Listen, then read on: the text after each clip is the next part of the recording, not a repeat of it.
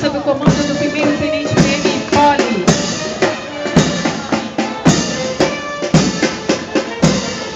A segunda companhia desfila sob o comando do capitão PM Cunha Neto.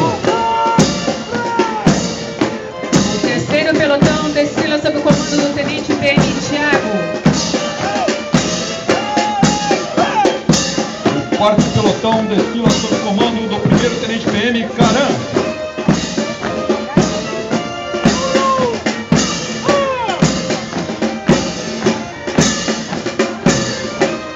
Quinto pelotão desfila sob o comando do tenente PM Voltarelli.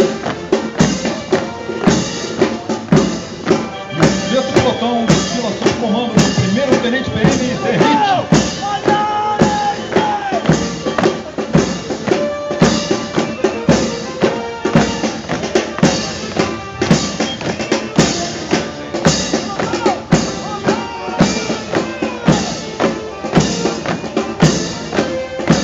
Desfilarão em seguida viaturas e equipes de força tática que compõem o CPM 5, 4